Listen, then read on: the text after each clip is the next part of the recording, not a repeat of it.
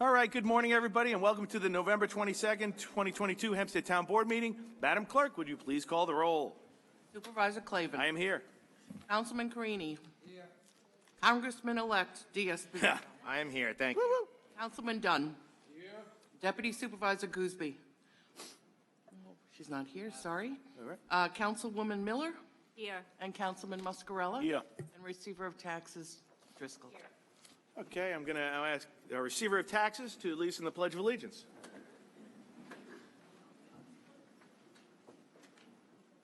Aye. Right hand over the heart. I pledge allegiance To the flag of the United States of America and to the republic for which it stands, one nation, under God, indivisible, with liberty and justice for all. I know. All right. Madam Clerk, please follow the first item on the public hearing. We have a proposed local law regarding regulations and restrictions to limit parking in Belrose Terrace, East Meadow, Elmont, Merrick, Oceanside, and Wantagh. Okay, any member of the board wish to be heard on this? I do not have any slips on item number 1 on the calendar. Is anybody who did not sign in wishes to be heard in the public? Okay, if you please go to the back and identify yourself with your name and address. Thank you. Felix Procacci, Franklin Square. Good morning, Mr. Picacci. I just want to point out that this hearing, and just to not be redundant, all the hearings on this calendar were not posted 24 hours in advance on the website as required by law. Okay, Thank you have a question on number 1? Yes. Okay, which question? It wasn't posted properly. Okay, all right, thank you. And Mr. all the Picacci. others weren't Thank you, posted Mr. properly either. Thank you, Mr. Picacci. Anybody else that wishes to be heard on item number 1? If not, may I please have a motion? I move the public hearing be closed and we adopt the item. Second. Supervisor Clavin. Aye. Councilman Carini. Aye. Councilman Diaz-Padrón. Aye. Councilman Dunn. Aye. Councilwoman Miller. Aye. Councilman Muscarella. Aye. Madam Clerk, please call the next. We have a proposed local law regarding parking or standing prohibitions in East Meadow, Elmont, Levittown, Merrick, Oceanside, Seaford, and Uniondale. Okay, I do not have any slips, but does any member of the board wish to be heard? Anybody who wants to be heard on item number 2 that did not sign in? If not, may I please have a motion? I move the public hearing be closed. Oh, you want to hear item number 2? Oh, if you come to the back door, you know what? We'll make a little, yeah, come on up here, ma'am, we'll make it a little easier for you. Why don't you go there? You got the 2 canes, so go up to that mic there. Be a little closer. If you just identify yourself with your name and address, that'd be awesome. Thank you. Mary Ellen Cray, 436 Locust Avenue, Uniondale. I just wanted to know the location in Uniondale. Okay. We have, if you identify yourself, Mr. Hauer? Tom Reed, representing Traffic Control. Good morning, Supervisor. Hi. The location in question in Uniondale is on Southern Parkway. For a resident, we're implementing a no parking sign.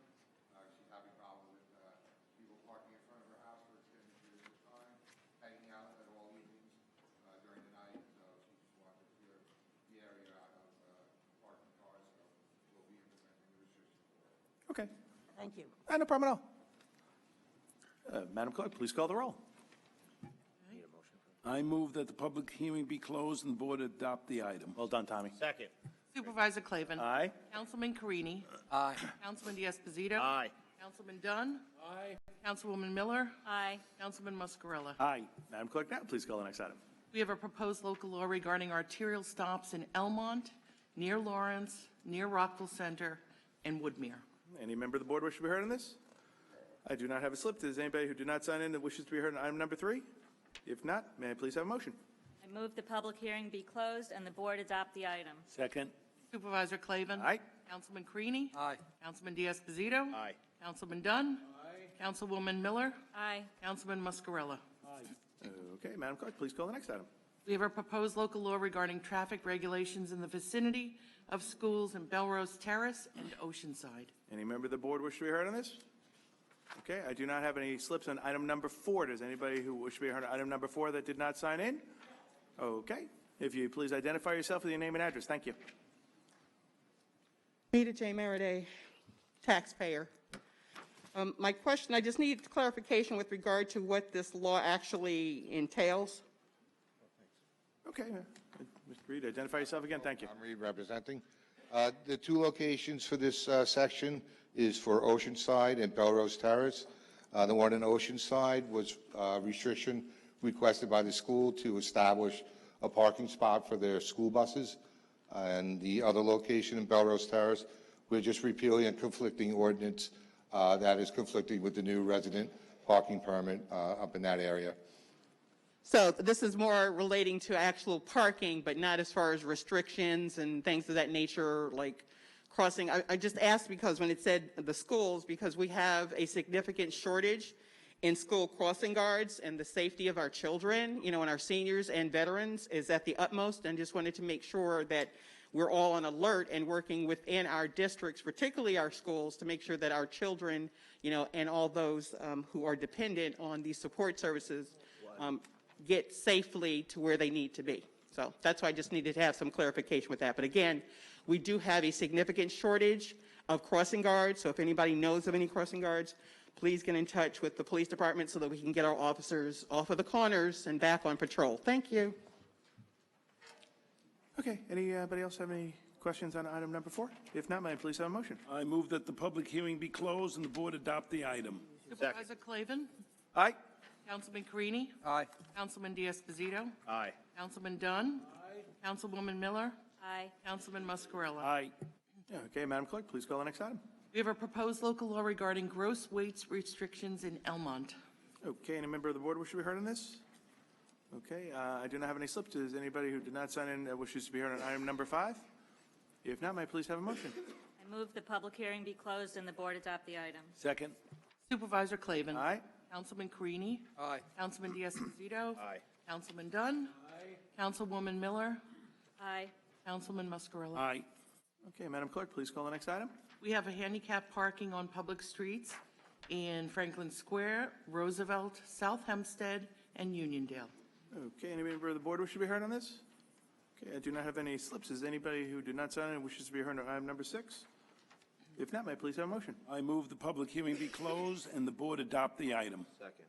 Supervisor Clavin? Aye. Councilman Carini? Aye. Councilman Diaz-Esposito? Aye. Councilman Dunn? Councilwoman Miller? Aye. Councilman Muscarella? Aye. Madam Clerk, please call the next item. Adopting the Town of Hempstead public parking field maps showing parking regulations at certain parking fields in Levittown and Seaford. Okay, any member of the board wish to be heard? Okay, I do not have any slips on item number 7. Does anybody wish to be heard on item number 7 that did not sign in? If not, may I please have a motion? I move that the hearing be closed and the board adopt the item. Second. Supervisor Clavin? Aye. Councilman Carini? Aye. Councilman Diaz-Esposito? Aye. Councilman Dunn? Aye. Councilwoman Miller? Aye. Councilman Muscarella? Aye. Okay, Madam Clerk, please call the next item.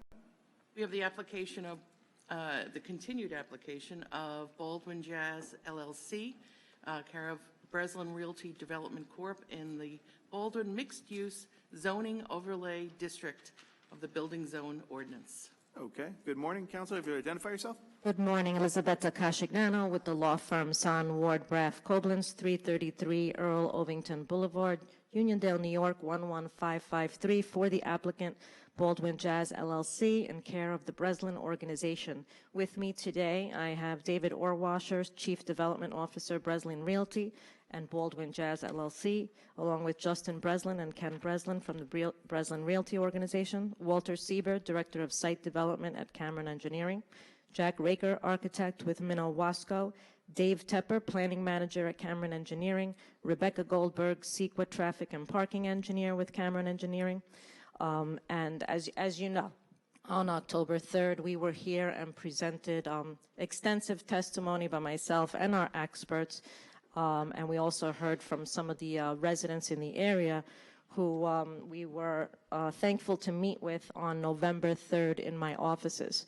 So based on their testimony at the November 3rd hearing and their comments, my team made certain changes to our site plan based on those comments and revisions that we have already presented to the town regarding those comments, most of them related to traffic and parking on Harrison Avenue.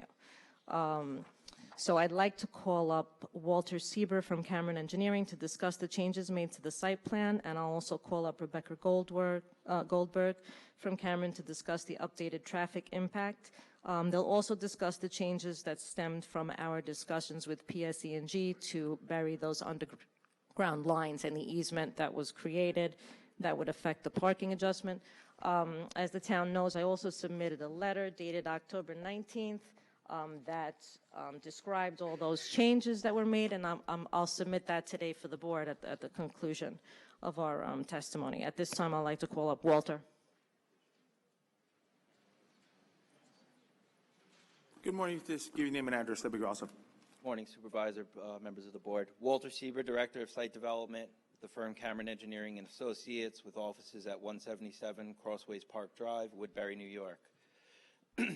As Elizabeth spoke about, we did present the application at the October 3rd Town Board hearing, and as presented at that hearing, we spoke about modifications that would be made to the site plan to provide a 10 by 30 electrical easement for the relocation of the electrical infrastructure from the above-grade equipment to below-grade equipment along Harrison Avenue and a portion of Sunrise Highway.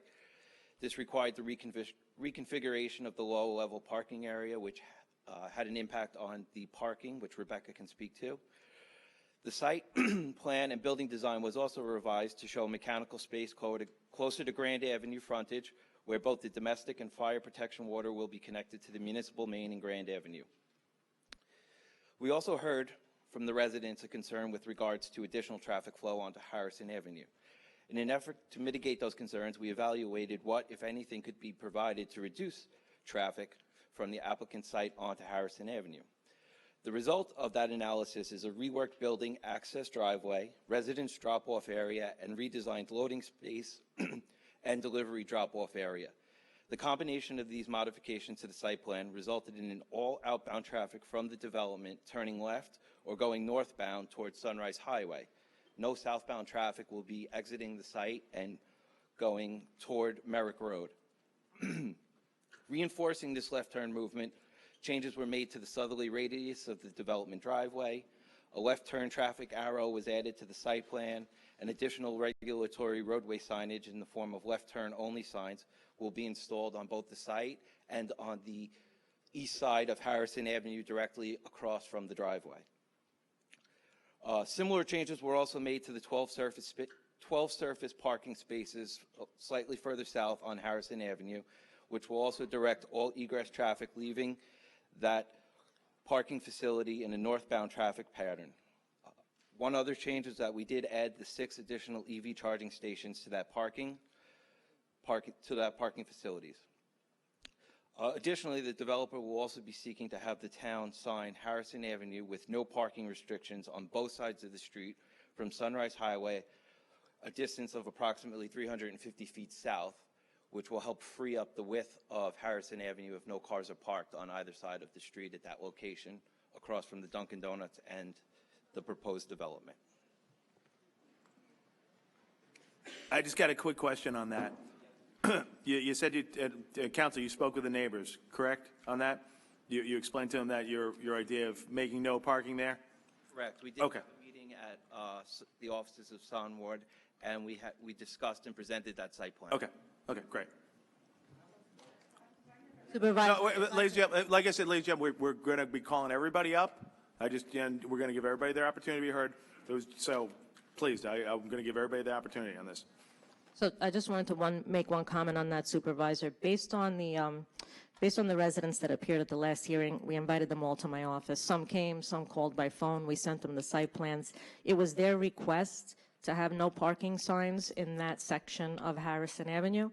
And they also requested other things regarding enforcement of existing signs, which we already discussed with the town attorney's office. So we relayed all of their concerns to the town attorney, and we incorporated any other concerns into those changes in our site plan, which now direct any traffic from our site north only, and no right turn will be available to them. Okay. So I'd like to call Rebecca to discuss the updated traffic.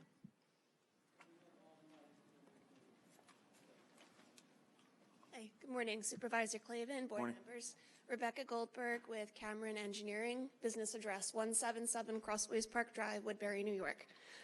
Here to summarize today the changes to the driveway and the parking that were made since the October 3rd hearing at the board, where we testified that we needed to reduce what was a BMX code compliant parking count, not only for a PSEG easement, but then also for subsequent changes made in response to the board and community concerns about traffic that could head south on Harrison Avenue. So we want to confirm today that on the revised site plan, because of the post-hearing changes that we made, I'll explain in a moment how the traffic flow changes affected the final parking tally, but the new plan is a 32 space surplus above the density bonus provisions. So that requires 221 spaces, and we have 253 that are broken out between 241 spaces in the main part of the property and then the 12 separate spaces further south on Harrison. Next, the current plan has 7 handicapped accessible parking spaces. 7 ADA spaces are required, so we satisfy that count as well. And just to orient ourselves, because I want to move to talking about the turn restrictions, as you're coming out of the property, if you could make a right turn, you would be heading south on Harrison. So by having everybody turn left, you're heading north on Harrison Avenue towards Sunrise Highway. And the same changes were done to all of the access points. So first point is with the signage. As Walter explained, the signs are going to be on the driver's right as you exit and then also posted across the street, and that's standard procedure for how we sign turn restrictions. I'm just going through my testimony so I don't repeat anything here. Okay, so the changes to the at-grade parking were necessary because we had to expand the circulation area, again, to accommodate the request to not allow right turns out of the property.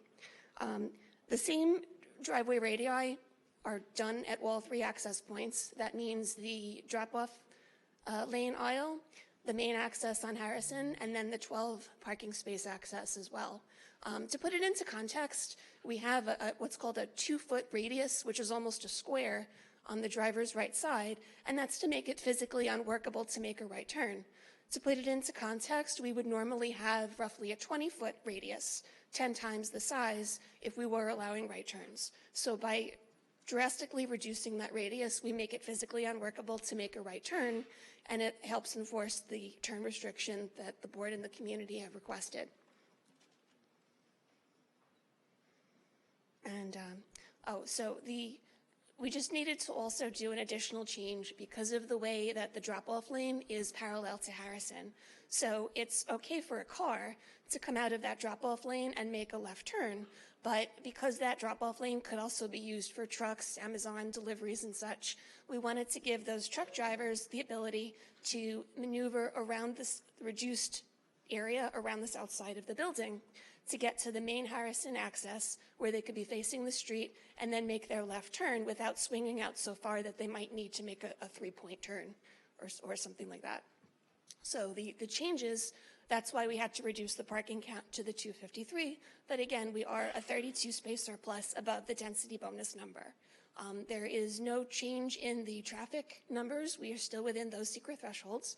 There's also no change to the sidewalk and the pedestrian accommodations that are all along the frontage. So as far as the secret compliance goes, the conclusions from the prior hearing remain, and we've just addressed the plan to try to address the comments and then balance that with still trying to maximize the parking and exceeding the density bonus number as much as possible. And that concludes my presentation, and I'm happy to answer any questions. Thank you. Any board member have any questions right now? Okay, stand by for a little bit.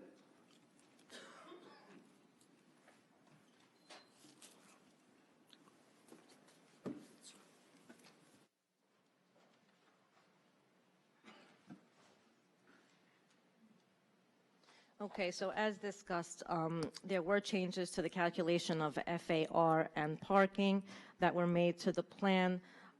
Respect to the FAR, there was a tabulation error, which was revised and resubmitted to the town along with, a letter describing such. And however, no physical change was made to the actual building. The building is the same exact building that was presented on October 3rd. So that was just purely a numbers error. Previously, the requested FAR was at 1.91, which would fall within the bonus. However, due to the error, the actual FAR is 2.75, which falls outside the bonus, requiring a variance. As to the change in parking adjustment, as Rebecca just explained, we now have 253 spaces, which we previously had 284. That change was due to the easement required for PSEG to bury those underground utilities and put in those vaults. All of that was placed on the record at the last hearing regarding the utility. We just wanted to confirm that we do have 253 parking spots.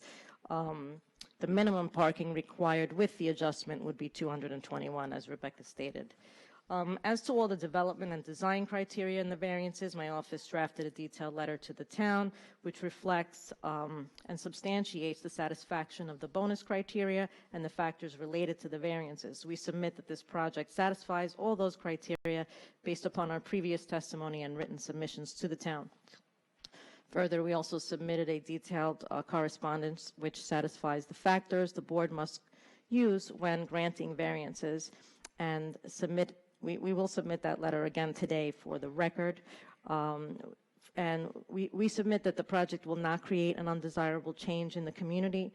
What it will provide is a much needed change that benefits the community as a whole, socially and financially. Removing a derelict property and creating a 215-unit multi-use, mixed-use building in the in the BMX TOD zone. The benefits cannot be achieved by any other method other than the granting of these variances. They are not substantial when viewing the totality of the application. We have demonstrated that no adverse impact on the physical or environmental conditions will occur.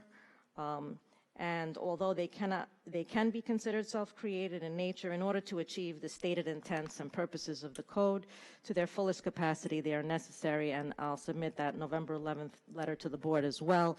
You know, and obviously we made extensive testimony at the October 3rd hearing, and I know the board does not want me to repeat all of that. On November 11th, we appeared before the Nassau County Planning Commission, and they recommended local determination. A copy of the resolution is not yet available, but once we have it, we'll submit it for the town.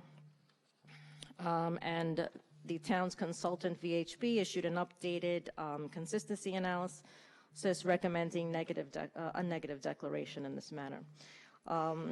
We'd also like to submit for the record today the 2022 HUD income guidelines. As we know that Councilwoman Gooseby had some questions along those lines.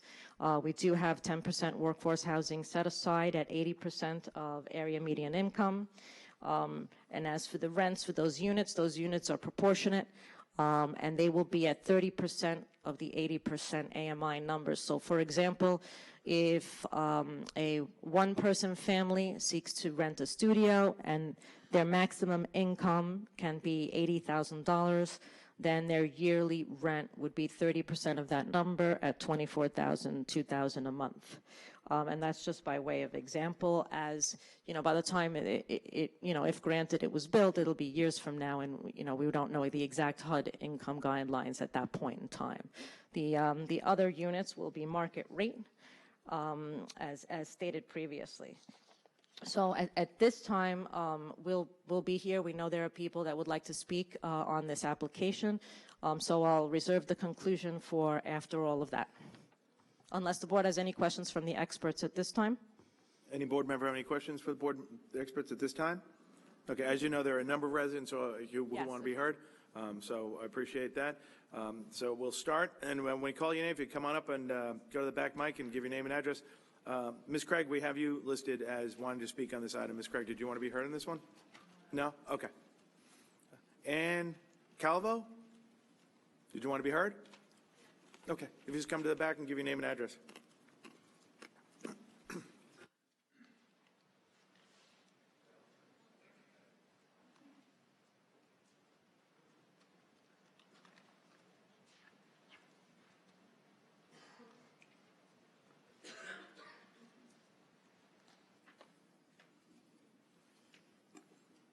Good morning. Good morning. My name is Ann Calvo. I live at 2360 Harrison Avenue, Baldwin, New York. I've been a resident on that street. It'll be 35 years in February 2023. I'm a retired nurse. I had worked at Winthrop NYU for 19 years. And I'm sorry, I am not as prepared as I would have liked to be for this meeting because everything was very much last minute that I became informed of this meeting and the plans for our corner. It's a very beautiful building. I might actually qualify for low-income housing at this point in time if I wanted an apartment in this complex. But I have a few questions for this lovely woman because you mentioned that the residents were informed in the planning. I'd like to know if this was the county's idea to beautify Baldwin. Has anybody physically from the planning or the real estate company involved been on that corner to see not only the traffic patterns, but the size of this? It looks like it's encroaching upon the parking lot of Mount Sinai, which has been there for many years. They took over the lumber yard. It was bad enough when those businesses went out of business because Lexus wanted to park their cars there. And all they've done is transport cars up and down. They created a tremendous eyesore. My other question is, how long is this going to take to develop? Are you going to rezone us as a commercial area? Because my taxes just went up again, and I'm happy to admit I voted Republican, as I always have, and it's nice to meet some of you gentlemen today. The other thing is, you talked about 215 units. Right now, whenever we have a brownout or a blackout, we've had issues with PSNG. National Grid has been in the process for years now, chewing up all of Grand Avenue and the streets.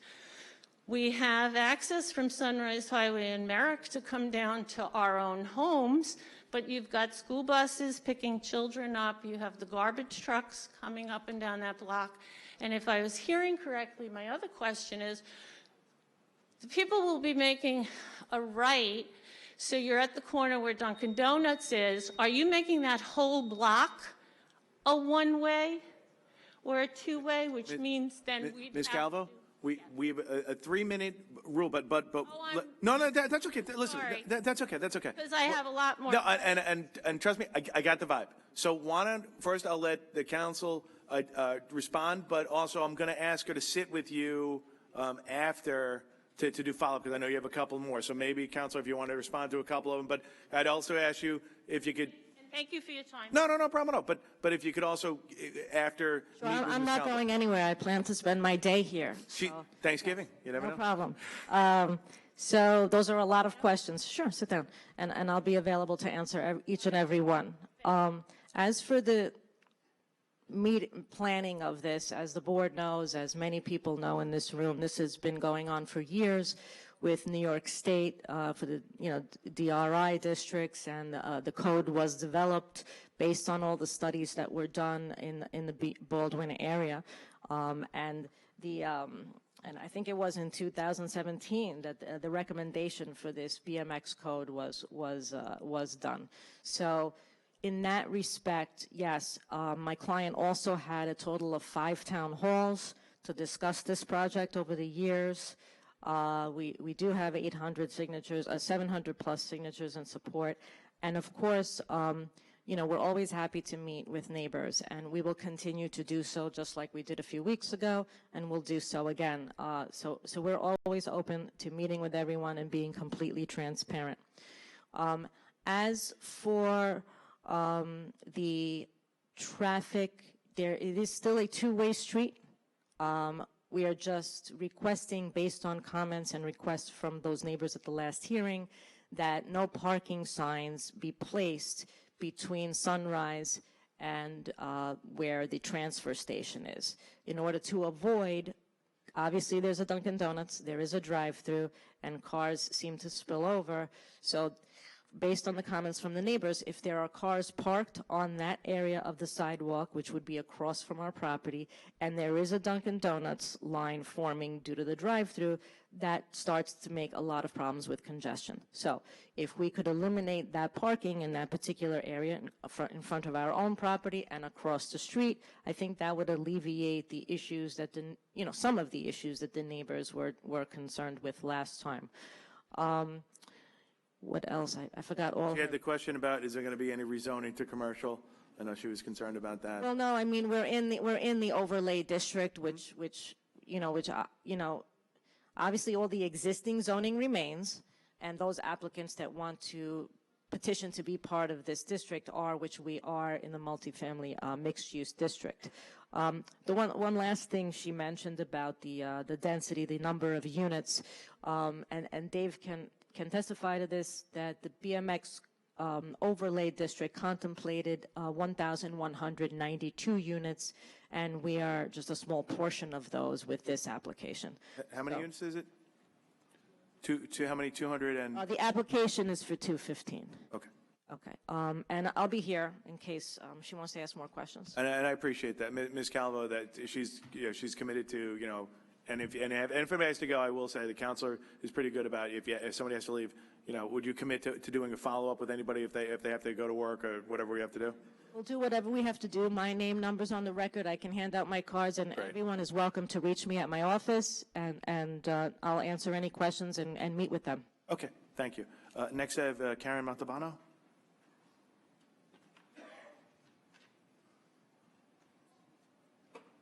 Good morning. If you give me name and address, that'd be great.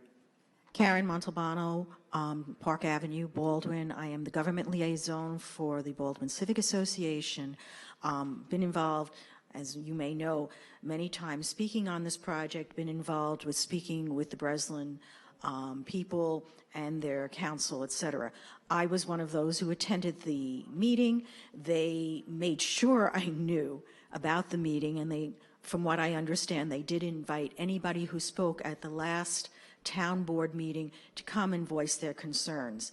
We found that they already had made plans to try and address some of the things that were done, that were said at the last meeting. Once again, we were one of the ones who pointed out about the Dunkin' Donuts, et cetera, and they seem very willing to work with people who have concerns on this project. Once again, the Baldwin Civic Association, as well as the Baldwin Chamber, are looking forward to seeing this project completed. We do feel there will be a benefit to the community. We do understand that there are concerns on Harrison Avenue, and we are very hopeful that everybody sitting down and talking can find a very reasonable solution to those concerns. Thank you. Okay, thank you. Next, I have Gina Rodway.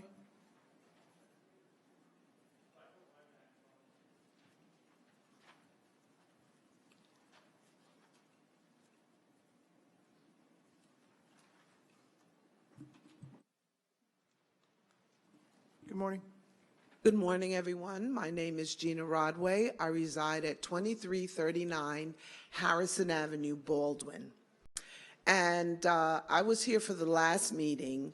However, I did not get or don't remember any invitation to come speak with Breslin.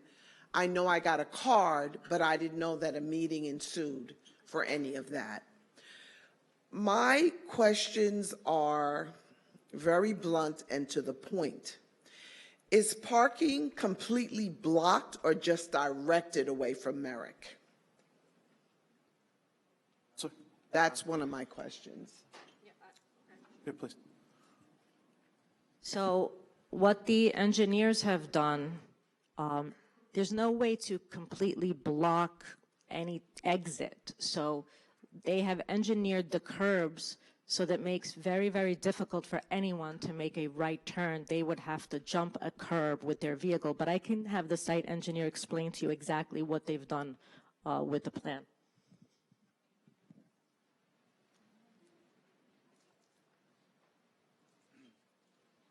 Hi, Walter Schieber with Cameron Engineering again.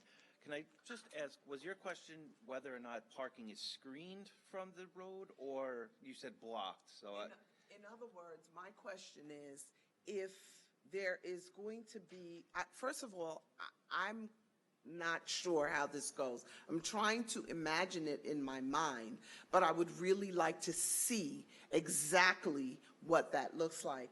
The other issue is there going to be a one-way on Harrison Avenue going in one direction?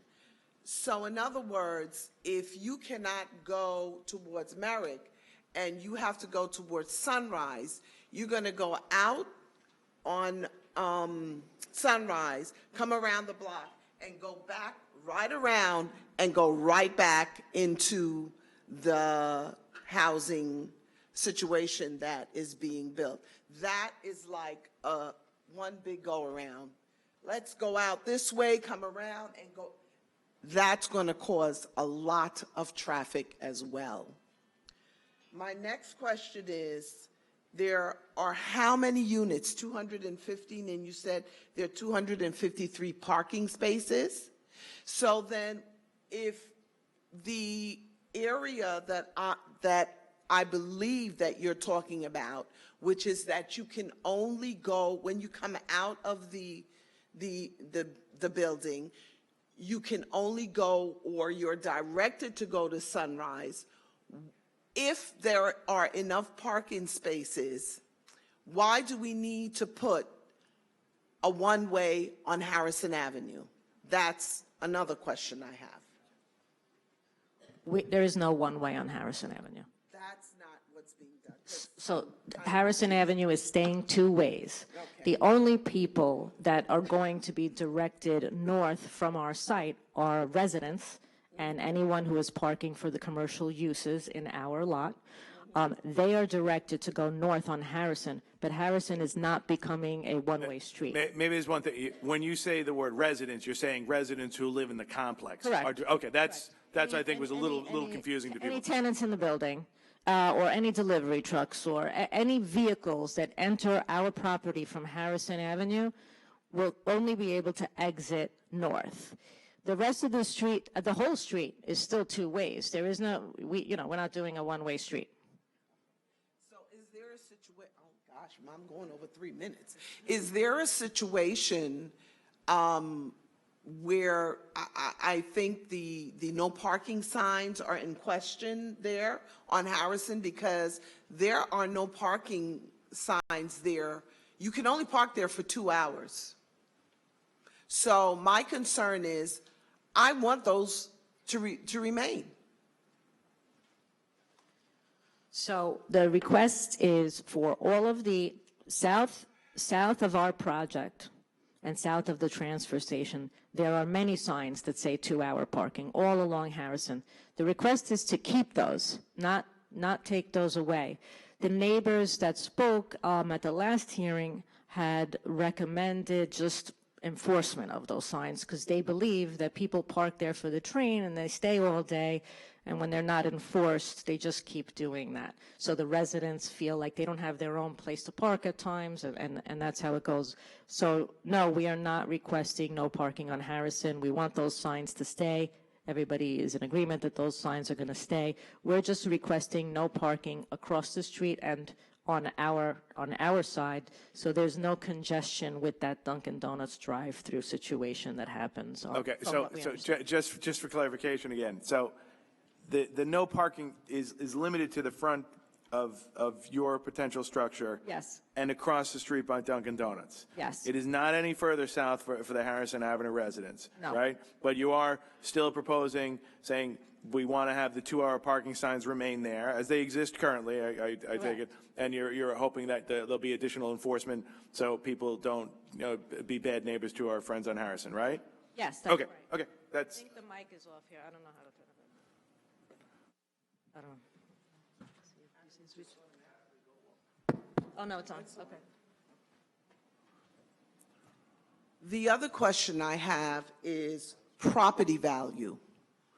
What will happen and ensue to our property value as a result of this huge commercial building? Ms. Rodway, as you know, we're under the 3 minutes. I'll have her address what they may, think is going to happen. And also, again, you see, council, she wants to make herself available, and that's very important to me, and I know to everybody else that it isn't, just here. There has to be a continuing discussion. So maybe you can, council, respond a little bit to the concerns about the property value.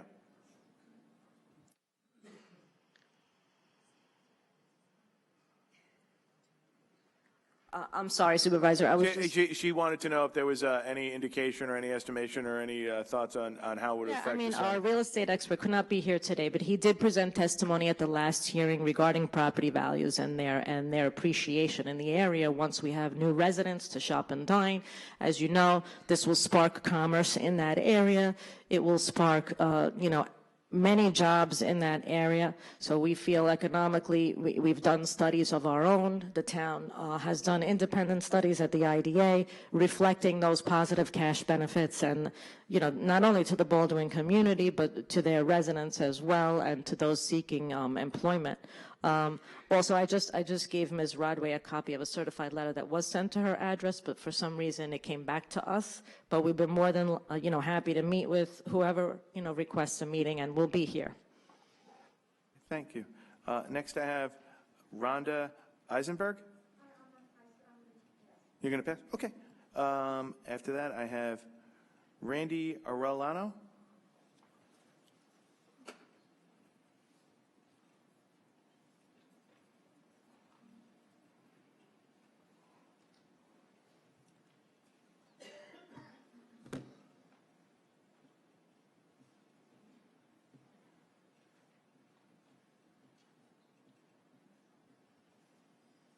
Good morning. Randy Arellano, 2351 Harrison Avenue, resident for 26 years. I would like to ask how many of them, of anybody who did this survey, try to get to Sunrise between 6 and 8 o'clock in the morning with the Dunkin' Donuts and the line coming off of Sunrise and trying to get into the parking lot. That's one. There's a 2-hour parking that's been there. And we can't get some residents that live further south to pay $12 or $15 a year for the parking for Long Island Railroad, so they park on our block and walk to the railroad. That's 2. 3, the lady who spoke that lives on Park Avenue, she's South America Road. She doesn't live on Harrison Avenue. So that's not going to impact her. Harrison, from Sunrise to Merrick, is a thoroughfare for everybody to go down, so they avoid Grand Avenue. Now, they're saying that they're going to direct the people with their cars to make a left-hand turn. Who's going to direct them? Are you going to have a Nassau County cop sit there? Because there's a no left turn, and everybody else, myself included, have turned the opposite way. I'm sure everybody else has done it as well. Now, the apartments are going to be 215. Most homes have 2 cars. So do you have 430 spaces?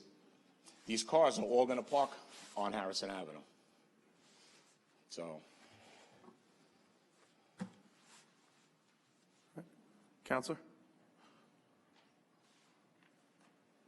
So again, a lot of these concerns are based on traffic flow and the parking situation. So our building is designed to be transit oriented, as you know. And Rebecca can speak to the times that the gentleman was talking about as they did this study. However, just in terms of what I know is that based on these projects, most of our tenants are going to be using that LIRR during those peak times, okay? We expect that that's what we have shown in many projects that we've done before, and this is that type of building that attracts young millennials, empty nesters. They don't want to drive. They want to be walk accessible to wherever they have to go, and they want access to the train station. Now, No, there's not going to be a Nassau cop, but if you look at the site plan, which I'm glad to go over with anybody who's here today with our engineer, the way we have directed our residents to exit the facility and any delivery people to exit the facility, it's quite impossible to make that right turn now. So all that traffic will be directed up to Sunrise, and that's literally just from our building. So our residents don't have any reason to go south. They're coming into our building, heading south onto Sunrise and onto Harrison just to get into our lot. And as they exit, they'll have to go north. Our residents, to go north on Harrison wouldn't make sense for them, if they're further south. One other thing I wanted to point out was, again, he's talking about that infamous drive-through at Dunkin' Donuts. That's part of the reason we're requesting no parking across the street, because, we've heard from the residents and we understand that, it's called Harrison Avenue, but it's not as wide as a true avenue. It's a street. So, if people are parking across the street, and they already have this issue now with the Dunkin' Donuts drive-through, then you have people idling there, and people who are actually heading north to get to Sunrise are going to have an issue. So they already have these issues. So in order to alleviate the existing condition and avoid any further exacerbation of that is the reason we've requested just in that area, no parking, no standing signs. Okay. Next I have Chelsea Arellano. Okay, and by the way, and again, Counselor said she'd be happy to follow up with anybody after in case there are any further questions on that. Next I have Janice Hartman. Hi. Okay.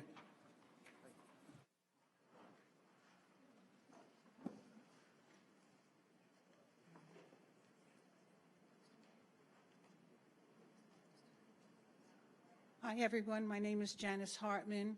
I live at 2365 Harrison Avenue, and I've been a resident for at least 55 years. I've seen many, many changes in Baldwin, and not for the good. So my first thing that comes to mind is anyone that would want to move into Baldwin, I would imagine would want to live in a prosperous town. You take a walk down Grand Avenue, it looks like a depressed village.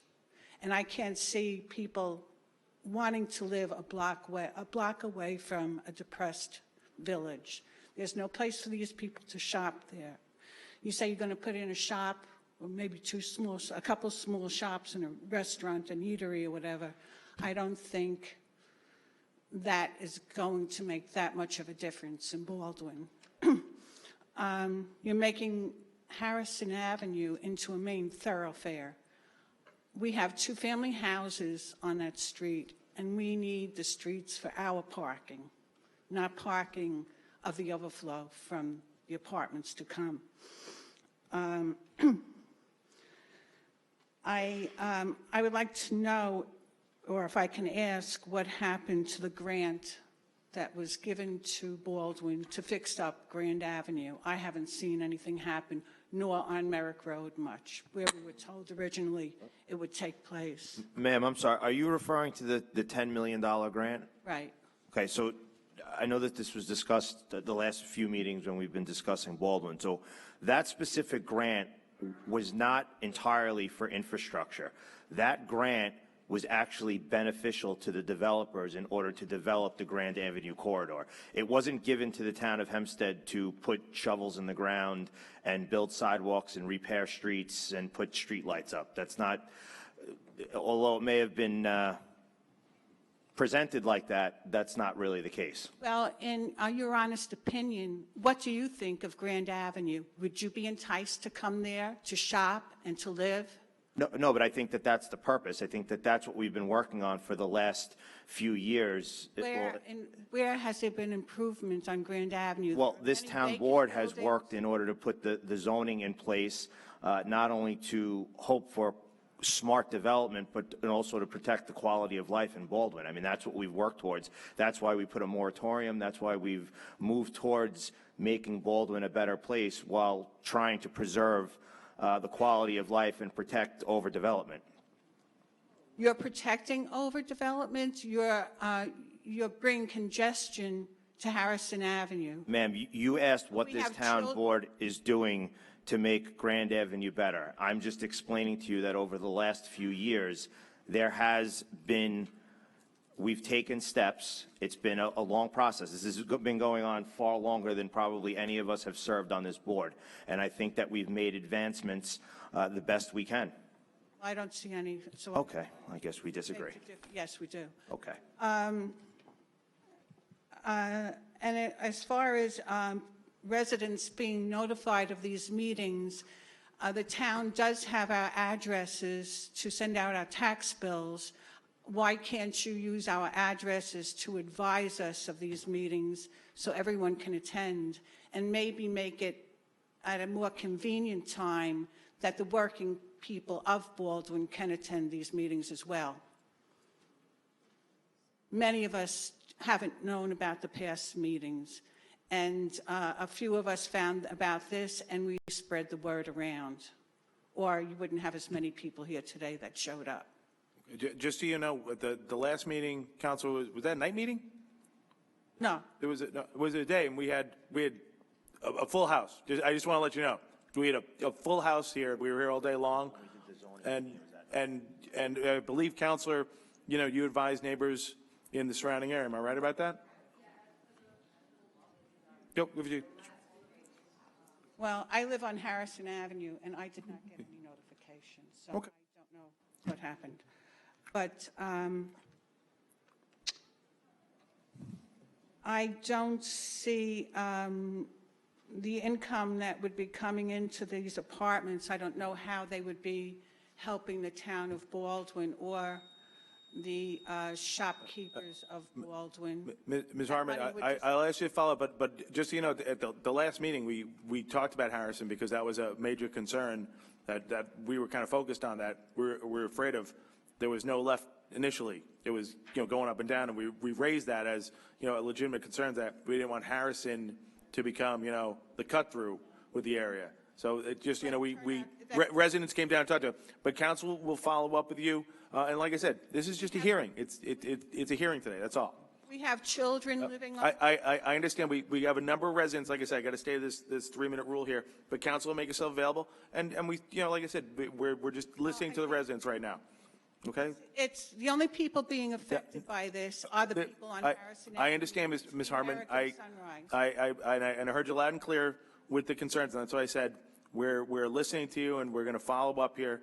And I ask you to stick around, and also, if Councilor will make sure that she's listed on the mailing address for any additional hearings if there are any. Pedro Gonzalez. Pedro, did you want to be heard, Pedro? No? Okay.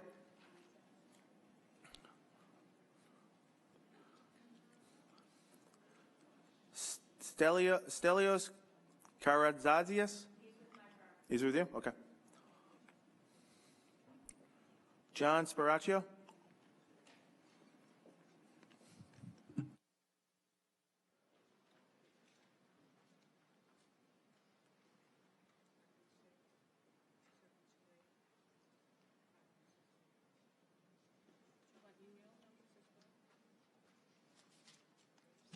Good morning. If you give your name and address for the record. Good morning. John Sparacio, 2355 Harrison Avenue, Baldwin. Good morning, Town Board and Supervisor. Morning. Just going to go over a few things, and then you could answer them when you're done. Parking is already absurd on Harrison Avenue from the commuters that use Harrison Avenue as the parking lot for the Long Island Railroad, which is up the block. Presently, there is 2-hour parking, but never enforced. The cars are there for days on end. There is already no parking by that substation that the council spoke of earlier. The Dunkin' Donuts line in the morning is 10, 15, 20 cars deep at times. Harrison Avenue already is a main thoroughfare. There's multiple bus stops already there now. one stop sign between Sunrise and Merrick, which is only a suggestion at best. There's a commercial building just south of where they plan on, just south of where they plan on building this. It's a two-story complex with approximately 150 spots. Between 3 and 5 p.m., it's like the Daytona 500. It's a mass exodus going in both directions. There's already a church on that block. Saturday and Sunday, there is no parking whatsoever. You know, we've had times where we can't get out of our driveways because of, you know, the church going on there. No right turn is only going to be a suggestion out of this complex that they plan on putting up the signs at.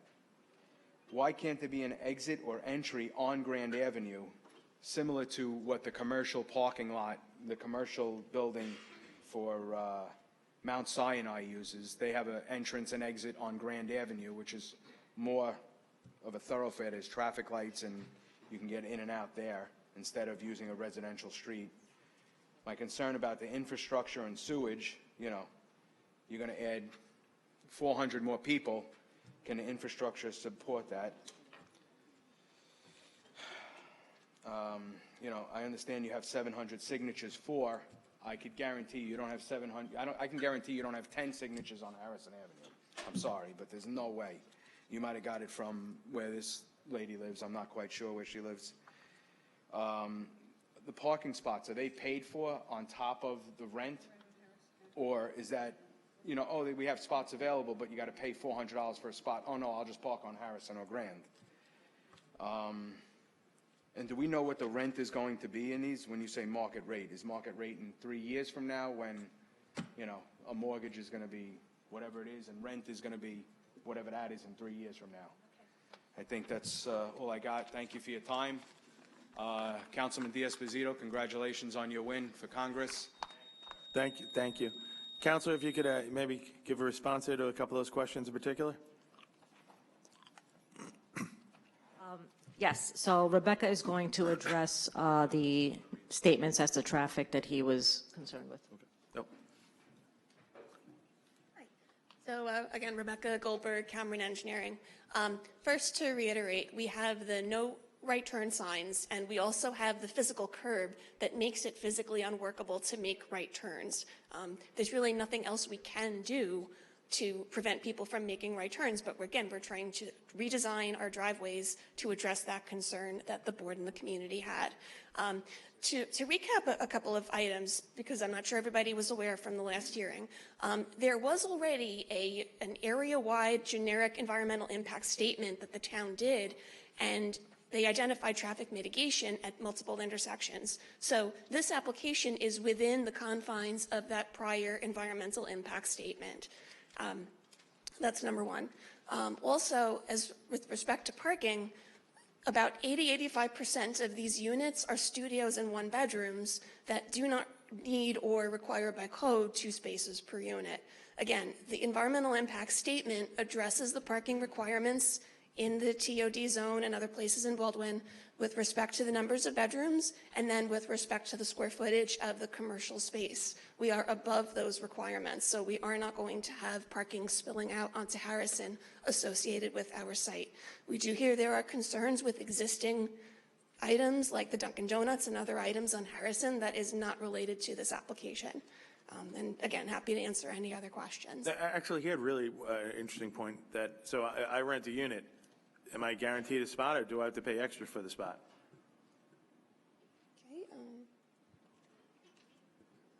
Okay. All spots are paid for. So they're included with the purchase, so whoever lives there gets one spot? No, no, Okay. the parking, they have to pay for their parking. Every single month or yearly? I don't know, I think is it monthly or yearly? Monthly. Okay. Oh, and I just wanted to address one point that one of the other people who came up to speak, we do not currently own this site.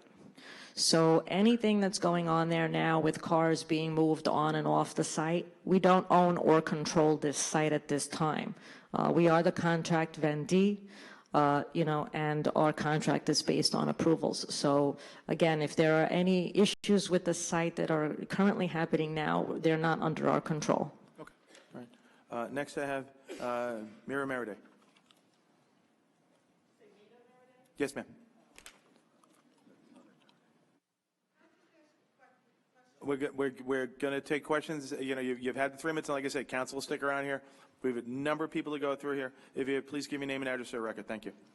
Meta J. Meriday, Baldwin resident. And no, I don't live on Harrison either. And first I have to say, with regard to the reference to Karen Montalbano, who has been a strong and committed advocate for all of Baldwin.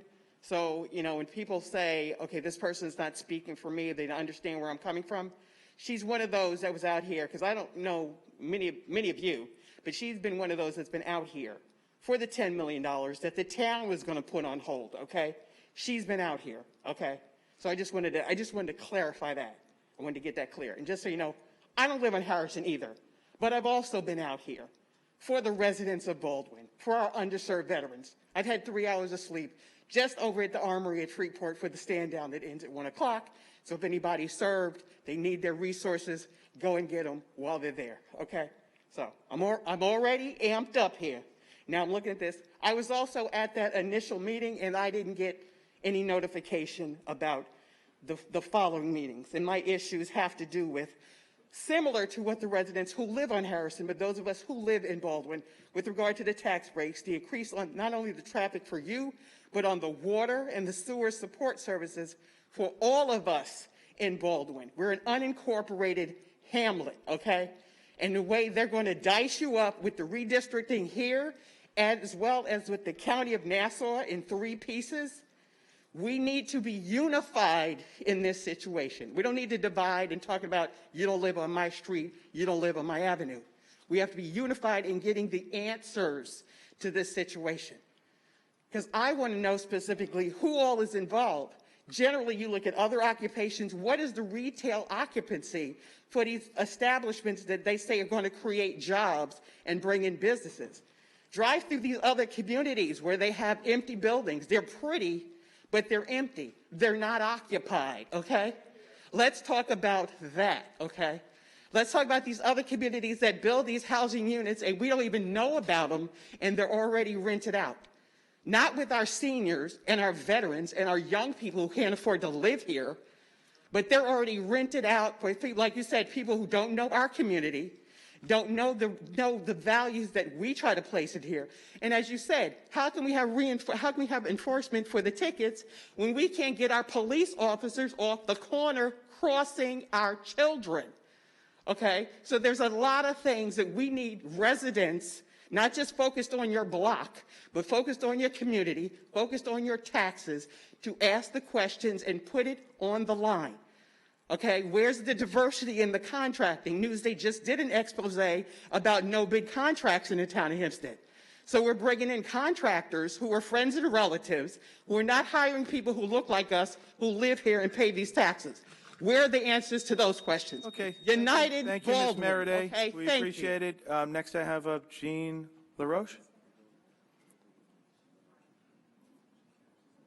Supervisor? Yep. There's been a couple of comments with regards to the questions being posed by the residents, and I just wanted to respond to one in that approximately 1,200 units were proposed in the draft environmental impact statement. That draft environmental impact statement stated that adequate water and sewer availability would be provided for those units. We've also received from Nassau County Department of Public Works a letter of sewer availability. That letter is dated September 27th, 2022, and that was submitted to the town, I believe. We've also been in discussions with New York Liberty Water now, New York Liberty Water. There's a 20-inch water main within Grand Avenue that has more than adequate pressure and flow to supply the building. And we've just been dealing with their legal team right now in obtaining that letter of water availability for the project. But that will be provided once we do receive it. Okay. Jean LaRoche? Sorry, Supervisor, I'm just taking this quick opportunity. Again, just to address another question that I neglected to answer a minute ago. With respect to the access, this property does have a very small frontage on Grand Avenue, which is a Nassau County road. It has frontage on Sunrise Highway, New York State, and then most of the frontage is Harrison Avenue, a town road. The state and the county will not allow this type of property to have access on their roads. The county would never allow a new access at the point where this property has frontage on Grand Avenue. Just the distance from Sunrise Highway, the access management policies that they have had in place for over 20 years, it will not allow it. So we have to have access on Harrison, which again, we have tried to design to discourage and prevent traffic to the south of our site on Harrison. Okay. Thank you. Hi, how you doing? If you give your name and address, please. Good morning. I am Jean Laos. I'm sorry. Thank you for calling me, but I can't talk. I have a real problem with my throat. Next time, maybe I will. Okay. Yeah, but Mr. Roach, while you're here, if you want counsel to take your name and address so you can follow up with her, you will, okay? She'll take your name and address if you want to talk to her on the phone or something like that, okay? 735 Big Z Drive. She's going to take it right now from you.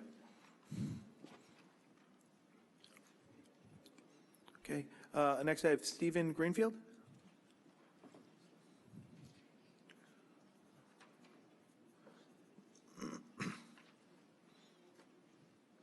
Good morning. Your name and address, please. Stephen Greenfield, 2336 Harrison Avenue. I'd just like to say that we've lived with an unsightly and dirty storage lot on this site for many, many years. And it's time that we move beyond just looking at this ugly lot and get something in the ground. I believe that developers have listened to some of our concerns. The left turn only exit on Harrison should mitigate many of our traffic concerns.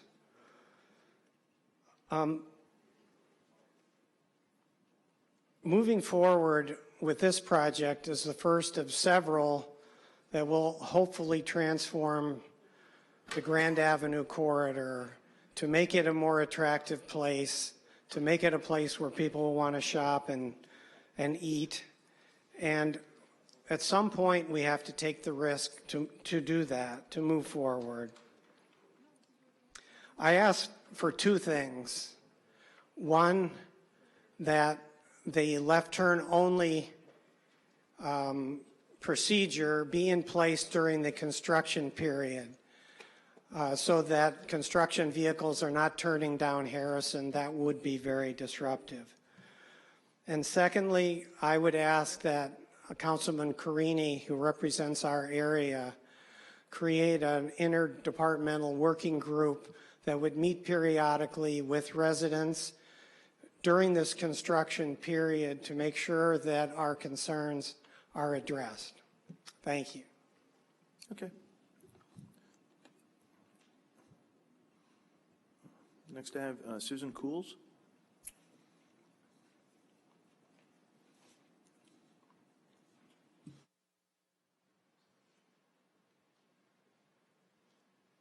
Good morning. Your name and address, please.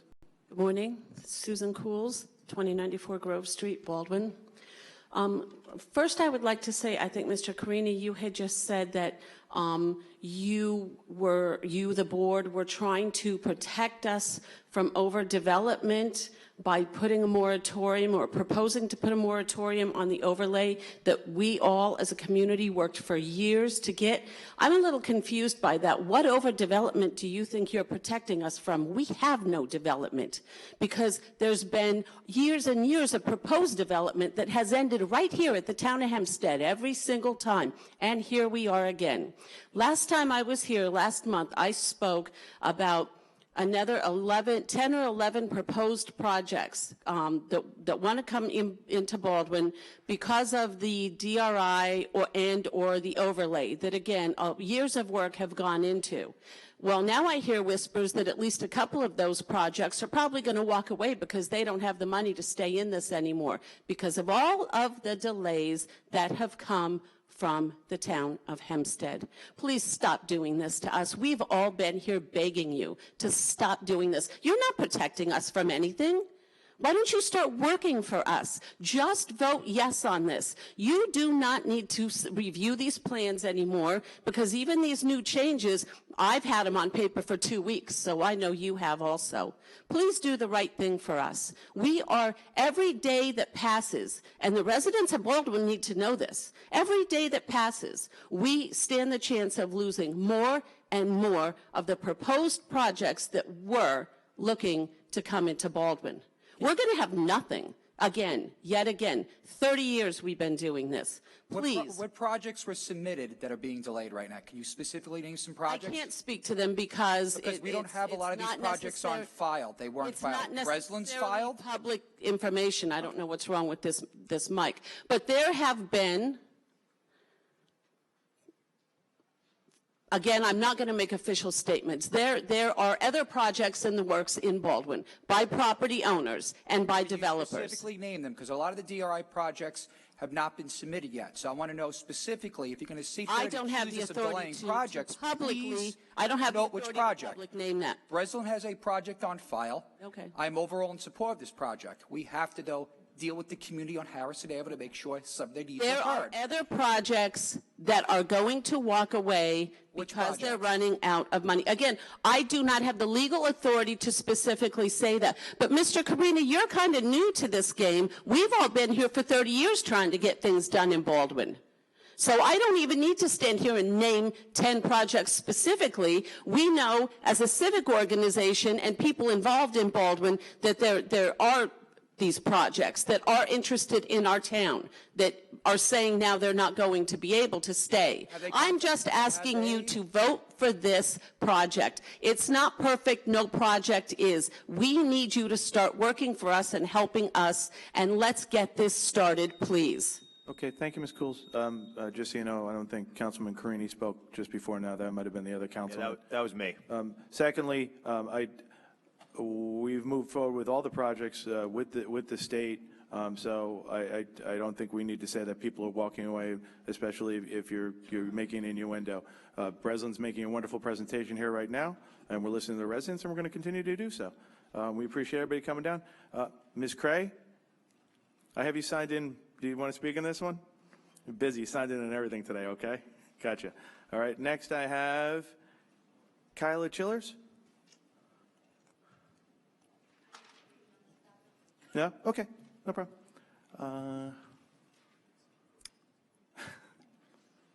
Okay. I do not have any other slips on item number 8. Is there anybody that did not sign in, that has not spoken on item number 8, that wishes to be heard? Okay. If not, Counselor, if you want to give some thoughts here. So yes, you know, first of all, we appreciate the opportunity to meet all the residents and hear their comments. And as always, we're going to work with them, and I will be remaining for a short period of time after the hearing. If anybody has any questions, we have all the site plans with us, and we can further describe them off the record if you know, we'll be here. Second of all, we can appreciate a lot of the comments relative to development and how they want to see the Baldwin community revitalized. That's our goal. Our goal is to revitalize the community with a beautiful project that has public benefits, public parks that are accessible to the public. And we feel that this project will bring new life, new jobs, you know, and a new social, cultural aspect to the community that is lacking in that area, and that the actual code was developed to promote. So we feel that this project does meet all the intents and purposes of the code. We're very excited about it, and like I said, I will be here in case the board or any residents have any further questions. And I appreciate you make yourself available, especially the residents who raise their concerns. The last thing is, and I addressed it last time, and it's unfortunate because somebody totally misrepresented it to a legislator. I know that the county did a study before the DRI of Grand Avenue, like a calming phase of it. I think they did the resiliency study. Is that the one you're talking about? And I just, have you guys talked to the county to make sure what they're doing, which might have been planned before your project, isn't going to have a negative impact on the area? That's all. I just want to make sure you guys are talking we're working closely with the county. Great. Okay, that's just very important to me that you're working closely with the county. That's all. Yeah. Okay. All right, if not, any other questions of board members? Then can I please have a motion? Sure, Supervisor. I move that the public hearing be closed. I know we're confident that Mrs. Castagnano will have an open line of communication with the residents of Baldwin. I move that the hearing be closed and we reserve decision. Second. Supervisor Clavin. Aye. Councilman Carini. Aye. Councilman D'Esposito. Aye. Councilman Dunn. Councilwoman Miller. Aye. Councilman Muscarella. Aye. Okay, and like I said, Counselor, appreciate the presentation. And for any of the residents that would like to, please take the time to go in the back, exchange information. We reserve decision. And we'd like you to follow up with Counselor on the rest of your concerns so we can, you know what, make sure it was followed through. We thank you all, and now I'm going to ask the town clerk to call the next item. We have a proposed local law regarding rules applicable to all resident parking districts. Okay. I do not have any slips. Does any member of the board wish to be heard on item number 9? Any member of the public did not sign in that wishes to be heard on item number 9? If not, may I please have a motion? Supervisor, I move that the public hearing be closed and the item be adopted. Second. Supervisor Clavin. Aye. Councilman Carini. Aye. Councilman D'Esposito. Aye. Councilman Dunn. Aye. Councilwoman Miller. Aye. Councilman Muscarella. Aye. Madam Clerk, please call the next item. All right, the next two items are companion applications, number 10 and 10A. Resolution and order declaring the Town Board of the Town of Hempstead as lead agencies in connection with the proposed agreement between Dish Wireless LLC and the Town of Hempstead on behalf of the Levittown Water District, permitting Dish Network LLC to install, operate, maintain, and manage a telecommunications facility on approximately 100 feet of space on the real property located at 79 Azalea Road in Levittown, in the Levittown Water District, and issuing a negative declaration under the CEQA Act of the Environmental Control Law pursuant to 6 NYCRR 617.7. Okay. And the companion application is also the proposed lease agreement between Dish Wireless LLC and the Town of Hempstead on behalf of the Levittown Water District to install, operate, maintain, and manage a telecommunications facility on approximately 100 feet of space on the real property located at 79 Azalea Road in the Levittown Water District. Okay. Does any member of the board wish to be heard on this? I do have a slip on this. Kyla Chillers? You're good? Okay. I do not have any slips on item number 10. Is anybody who did not sign in and wishes to be heard on item number 10? If not, may I please have a motion? Madam Clerk, you need two separate motions, right? Yes, we do. I move that the board adopt the item 10. 10. Supervisor Clavin. Aye. Councilman Carini. Aye. Councilman D'Esposito. Aye. Councilman Dunn. Aye. Councilwoman Miller. Aye. Councilman Muscarella. Aye. Supervisor, I move that we also close the public hearing and adopt 10A. Second. Supervisor Clavin. Aye. Councilman Carini. Councilman D'Esposito. Aye. Councilman Dunn. Councilwoman Miller. Aye. Councilman Muscarella. Aye. Good job, Councilman Muscarella. Madam Clerk, please call the next item. We have the proposed increase and improvement of the Town of Hempstead Refuse Disposal District. Okay. Any board member wish to be heard on this? Okay. I don't have any slips. Any member of the public did not sign in, wishes to be heard on item number 11? Okay. If you give your name and address for the record, please. Andy J. Meriday, just question with regard to what is the increase and the improvement? Okay. It was not functioning well before. Where are we going with this now? You got more percentage. Deputy Commissioner, if you identify yourself, that'd be great. Hey. Oh, how you doing? Hi, Supervisor. Nick Martelli, Deputy Commissioner of Sanitation. This improvement is for to purchase a brand-new payloader, which will be on the property. Like recycling's a move and debris in the back? Move garbage and recycling on the property at the transfer station. Back, okay. So it's just for the transfer station? Yes. Okay, and how much is it? $550,000. $550,000? 550. Okay, and where is it coming from? We didn't purchase it yet. Okay, but what budget, was this something that you already anticipated and it's incorporated in the budget? Yes. Or is this, okay, so this is not going to warrant an additional increase? This should be included in the budget. Okay, included in your capital, well, included in your budget for the purchase of the equipment for the refuse area. Okay, Okay, great, thank you. no problem. Supervisor, I move that the public hearing be closed and the item be adopted. Second. Supervisor Clavin? Yep. Councilman Creedy? Yes. Aye. Councilman Diaz-Bazito? Aye. Councilman Dunn? Aye. Councilwoman Miller? Aye. Councilman Muscarelli? Aye. Madam Clerk, please call the next item. We have a proposed increase and improvement of the Town of Hempstead Street Lighting District. Okay. Any board member wish to be heard? Okay. Ms. Meriday, you signed in for this one? Yes, Meta Meriday, Baldwin resident. We have a number of residents, particularly on the north end of Baldwin, who have some issues with regard to lighting concerns in parts of Baldwin. So again, before anybody asks me what does this pertain to this particular request, I just need to know what this one is about, what is the funding, and again, just to put on alert to currently the 3 council people who touch on Baldwin representation, that residents are feeling like they're being left in the dark for what they're paying their taxes for. Thank you. So if someone can give me some information about this, I'd appreciate it. Mike, you want to give a response there on this one?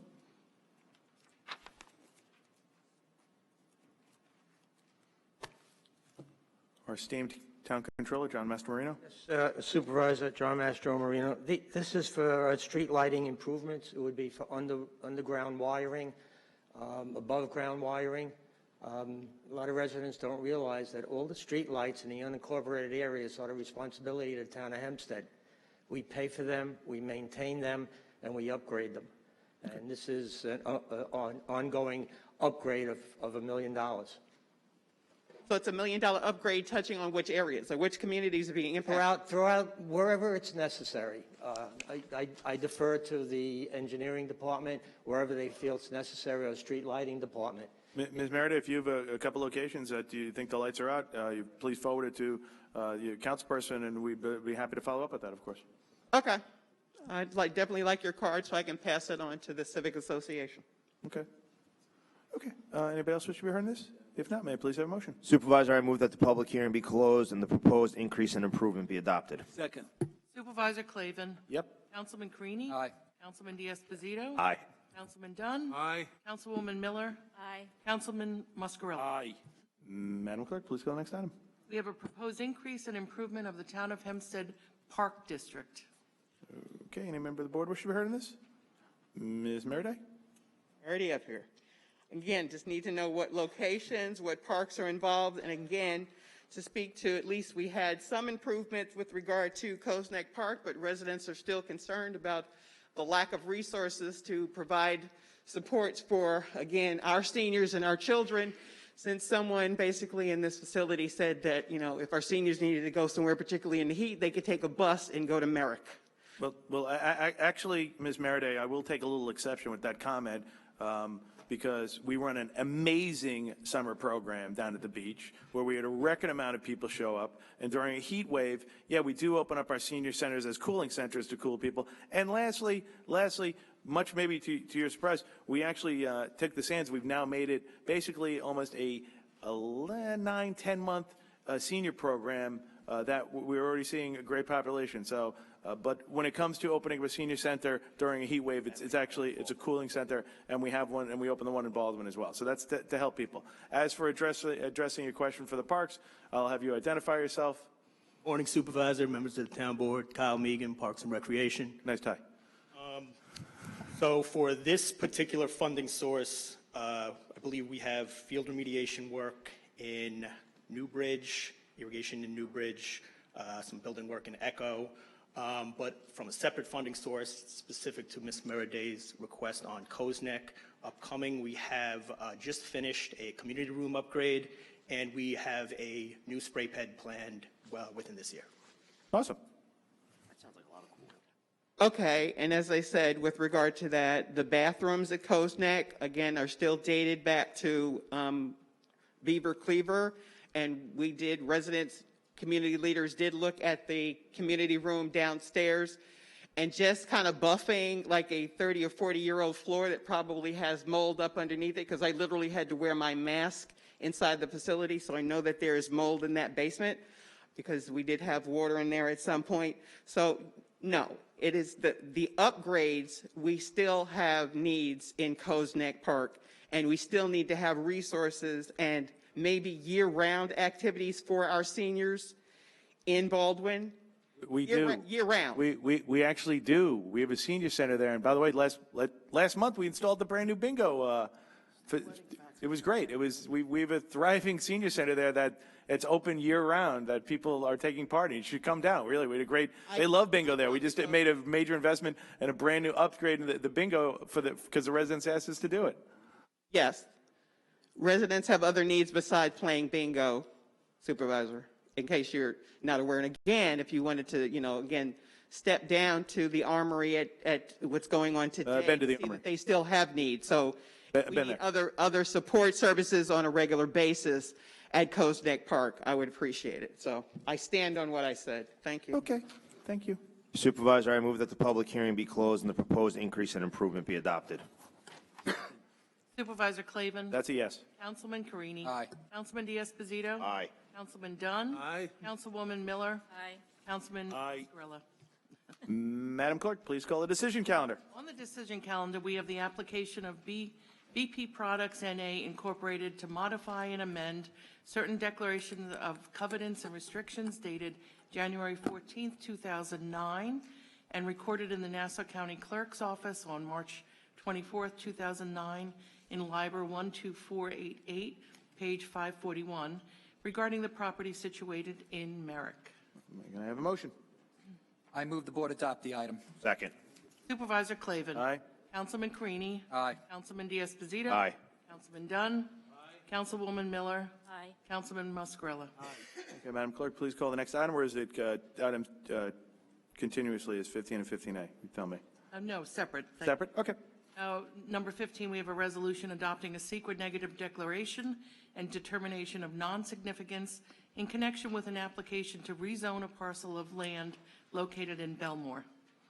Okay, may I have a motion? I move the board adopt the item. Second. Supervisor Clavin. Aye. Councilman Carini. Aye. Councilman Diaz-Pasito. Aye. Councilman Dunn. Aye. Councilwoman Miller. Aye. Councilman Muscarella. Aye. Madam Clerk, please call the next item on the decision calendar. Yes, and the last and final decision is the application of SDL Belmore LLC to rezone the property from Residence B to Residence CA in North Belmore. May I have a motion? I move the board adopt the item. Second. Supervisor Clavin. Aye. Councilman Carini. Aye. Councilman Diaz-Pasito. Aye. Councilman Dunn. Aye. Councilwoman Miller. Aye. Councilman Muscarella. Aye. Okay. Mr. Supervisor, I have a request at this time. Yeah, sure. I would ask the board to entertain a motion to amend Resolution 122 to exclude Mr. Arante from the resolution today, as the correct paperwork hasn't been fully filed and completed. That's an item on the administrative calendar? It is, Your Honor. Okay. You want to make that now or after? I would make the motion now. Okay. Supervisor, I make a motion to amend item number 122 to exclude, what was the last name? I'm sorry. Arante. Mr. Arante. On the administrative calendar? Okay. Can I have a motion on that? I need a second. A second. Okay, so this will be just the amendment? Just the amendment on that administrative calendar. Yep. Item number 122, Yep. excluding Mr. Arante. Yep. And Supervisor Clavin? Aye. Yes. Councilman Carini? Aye. Councilman Diaz-Pasito? Aye. Councilman Dunn? Councilwoman Miller? Aye. Councilman Muscarella? Aye. Madam Clerk, please call the remainder of the administrative calendar. Yes, we have items 16 through 135, excluding 122, which was just considered. Okay. Does any member of the board wish to be heard on the administrative calendar? Okay. But 122 is still on there just for that one, with that one exclusion. 122 is still the. We're voting on the amendment? No, we voted on the amendment. 122 is still on there with the exception of the one amendment on that. So 122 is still being held. Inclusive, pardon me. So it is items, for clarity, items 16 through 135, inclusive with the amendment. Correct. Okay. Any member of the board wish to be heard on the administrative calendar? Okay, first we got a couple slips here. We'll start with Felix Percacci.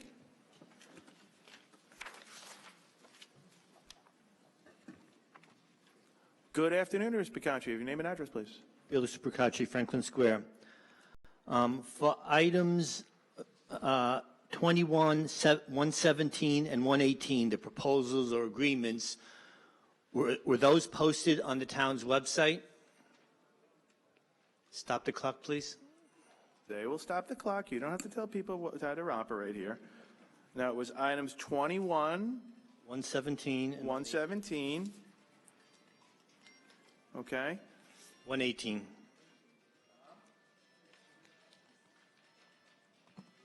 If they were posted on The associated agreements or proposals, were they posted on the town's website prior to this meeting or currently posted? I couldn't find them, that's why. and I'm going to ask the very nice gentleman making the hand gestures, who's going to look to his right. Yeah, you. Good morning, ladies and gentlemen. This is Dominic Longobardi, Deputy Town Controller. The agreements were not posted on prior to. Were not posted on the website prior to, as part of the town board calendar. Okay, yeah, they should be by law. So would it be too much trouble to ask that you post them on there so I don't have to foil it? We can get them posted. After the meeting, can you post those agreements and proposals? We can get them posted for you. Thank you. Did Skyline Demographic do any work regarding the agreement cited in 117? Have they to date done any work for the town? Mr. Supervisor, if I might, no, they have not. Okay. Has Troopman, Pepper, Hamilton, Sanders, LLP done any work to date regarding the associated amendment 117? I had initial discussions with both of them, got their qualifications, but as far as work is concerned, no. They haven't. Okay. On number 116, did the board pass a resolution authorizing Eastern Horizon Services to translate the redistricting notices? I didn't see a resolution. That's why I ask. After the last town board approved the dates for the hearings, we contacted a number of translating services, and they were able to do it the quickest and the most efficiently, so my office contracted with them and authorized them to do the translations, because we wanted to have it, the dates of the hearings posted all over the town. We sent it out to a number of newspapers. We put it in all our public libraries. The hope is to get as much input from the public at our hearing dates. Yeah, on that, you held the hearing last Tuesday, and I go on the town's website every weekend to see if there are any special meetings being held. I didn't see anything posted on the front page. I failed to look at the agenda items. You know, I looked at the schedule and it wasn't there. But in the future, it would be nice, like you did in the past, to post special meetings on the front page of the website so people could see it's conspicuous as required by law. Okay, we'll take it under advisement. Yeah. On number 21. 121 or 121? 21. Okay, you're jumping around. I recommended this I think 6 years ago, that you use Udemy for courses. I hope the town is signing up for courses that will teach the town clerk members how to type these resolutions into Word or word processing documents, and then export them into PDF form, so they don't have to be scanned and OCR'd afterwards. Because right now, you could see that some of these are illegible on the website because they're being scanned afterwards. There's no need to go through all that effort. So I hope these courses that you're taking at Udemy, and I take a lot of courses at Udemy, they're very good, and I hope that you improve the way you deliver the resolutions to the public so they're more legible. Also, this agreement, as I said, it wasn't on the website. It should have been by law. And also on number 132, this is a calling of a hearing for December 6th, but the question is, I couldn't find it on the website. It should be there. Where is the mass mailing law that's being proposed for on December 6th posted? That's also not on the website as far as I can tell. Okay, well, it will be posted in a timely manner.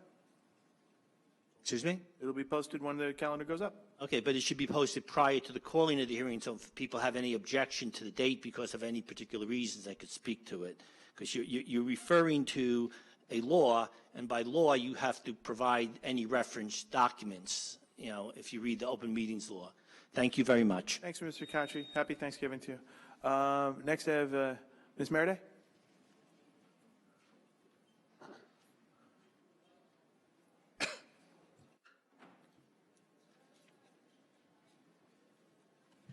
Meeta J. Maraday, just looking at this, what is the percentage of these contracts that were actually a bidding process was implemented?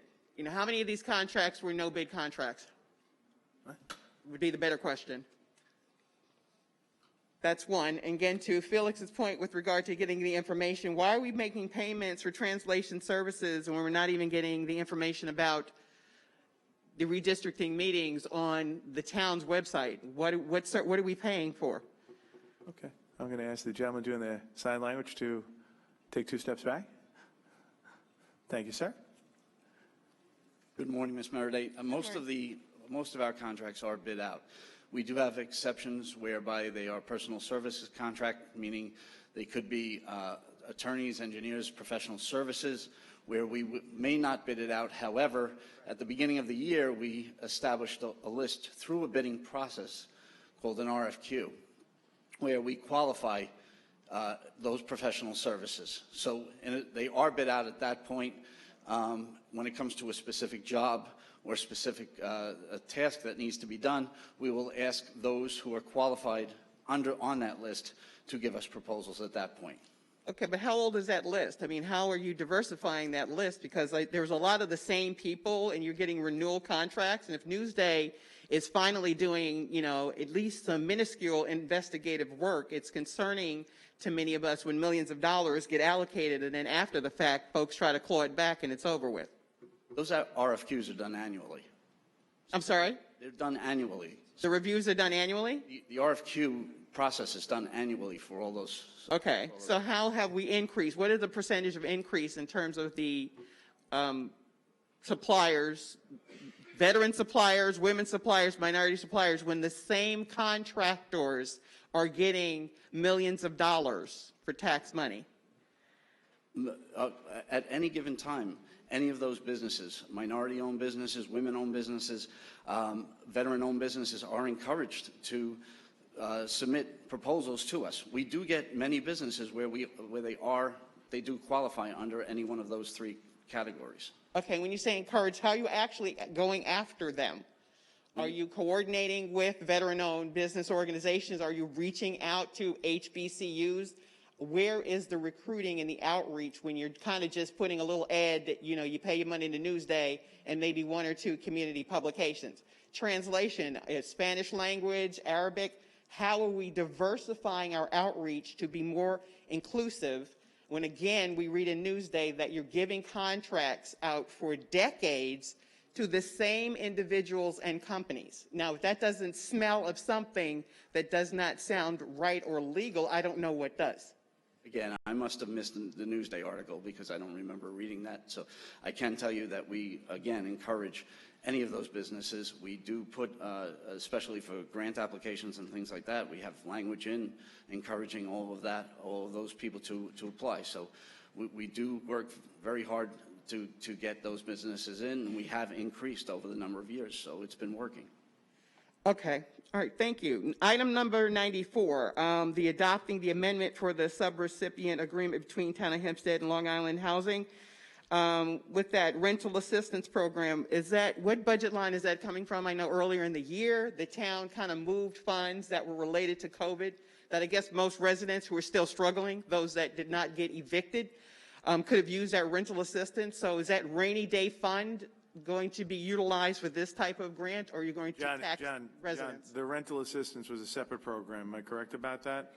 And all the money was actually allocated out to people, if I remember correctly. And So all the money that was actually sent to us to give rental assistance was done exactly that, given out to help people in Okay, need. but what about the millions of dollars that were moved, and I was told by this body that it was put into a rainy day account? That isn't on this resolution, is it, John? No, this is the rental assistance program, which is, 100% dispersed to the residents of the town of Hempstead. okay. Okay, and someone will have a report that breaks all of that down as far as what was received and what was expended? We have that report. You do have that report? Okay. I think for me, other than, I guess item 33, the increase in the town highway fund balance. What's that all about? 33. 33, you said? Was that, Ms. Meredith, 33? Yeah, 33. An increase in the 2022 highway fund appropriated fund balance account. Increase That from was where? that was a resolution to record sale of used equipment, which requires us to increase revenues and create a capital project. From the sale of the equipment? Yes, it does. Part-town highway fund, increase in the part-town highway fund appropriation account, $140,955. Okay. And that was used equipment sale. So once the money comes in, we want to give it back to the department to utilize for equipment. And that's what this resolution does. Okay, thank you. My last two are 36 and 37, again, with the authorizing the increase operating funds for 36, parks operating fund, and for 37, sanitation operating fund. Somebody can answer that one? It's basically the same thing. Okay, so what, that from also the sale of old outdated equipment? Yes. And that's being Put back in the put back into it, but then what determines where those resources are going to be allocated? It's up to the department as to how they want to spend the money for equipment. Okay, because if nothing else, for 37, again, Baldwin residents need to find out if the town is going to reinstitute its sweeping program, because we need to get that Ms. in the Meredith. community. I will like to finish Mary my Ellen sentence. Cray, did you You want let to be other on the people administrative calendar? extend their Thank you time so period, so I much. just want to finish And a my happy statement while Ms. Thanksgiving. Craig is coming You've been- here. I know, thank you. Okay. Thank you. You're very Thank you. welcome. Alrighty. And you baby, I'm glad I'm in a Thank good you. mood today because I'm helping out our veterans who are in need this know. month for the holidays. And Thank you very we're much. blessed. Thank you. Hi, Ms. Cray, how are you today? Thank you. Getting along, thank you. Good. On item number 16, is the homeowner build, I assume these are street trees? Engineering or highway, who's coming up? Item number 16, here we go.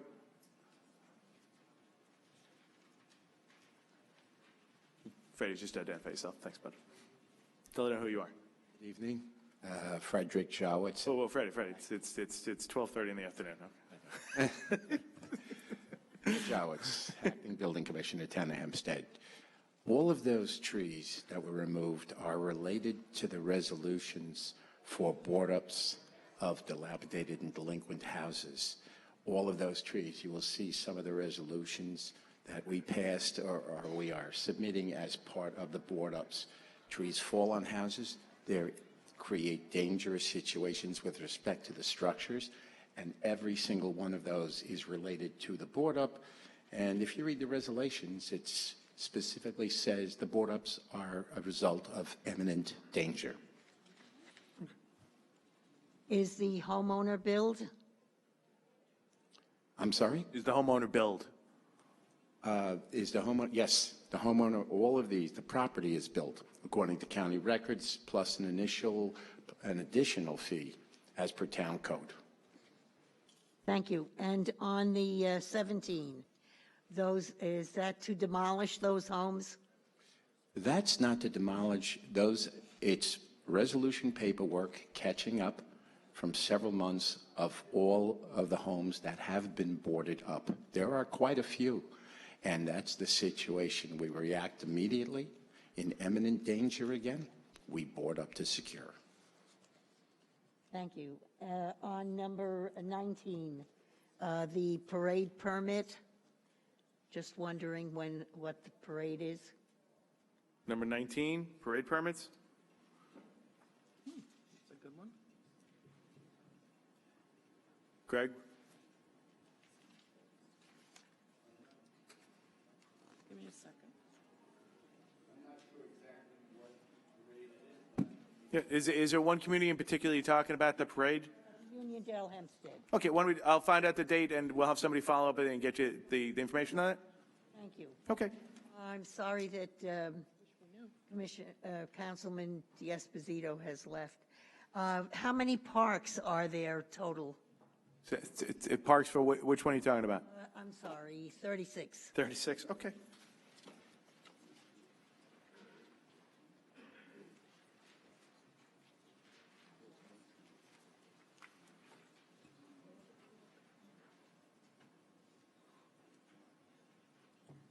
Good afternoon, Supervisor, members of the Town Board. Kyle Megan, Parks and Recreation. I'm not sure exactly what the question was. He's our deputy. What's exactly you're asking for? I was just wondering how many parks there are total. In the town of Hempstead? Yes. 102, Frank, is it? 108? 190. 190 parks. Yeah, there's over 50 man parks and over 190 total.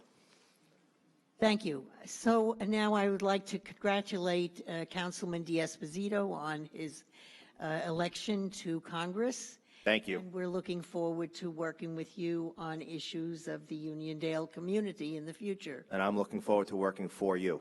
But now, the signs at all 190 parks will need to be changed because the council people are listed on the signs. Don said he doesn't want to forget me. They're leaving it up. We like him.